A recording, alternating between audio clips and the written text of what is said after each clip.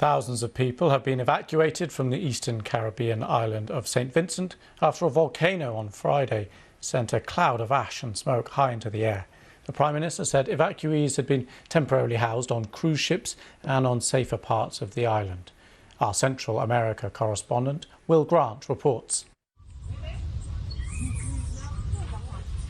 It is an awe-inspiring, frightening sight.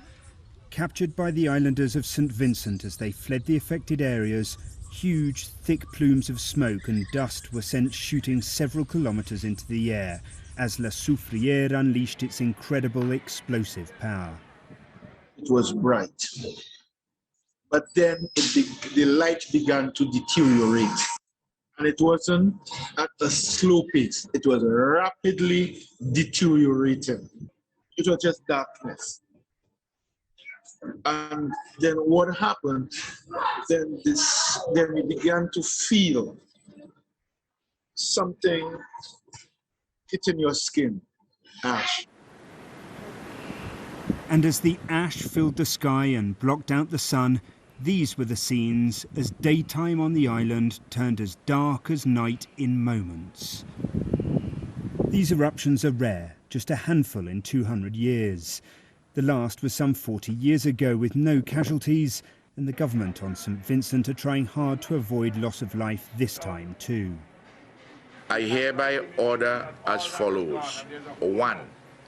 The evacuation of all premises in the areas designated as the red zone on the northeast and northwest of St Vincent, and the evacuation of the area itself.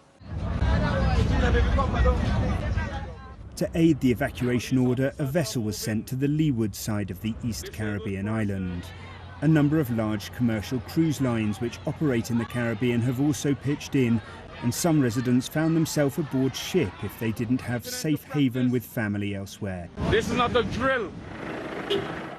Disaster preparedness in the Caribbean is generally well coordinated.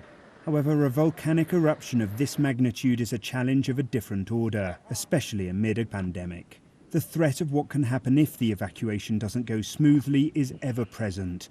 When La Soufrière erupted at the turn of the 20th century, 1,600 people are believed to have died. Though many on St Vincent hoped they would never live through such an eruption, the hope is now that they can ride it out safely. Will Grant, BBC News.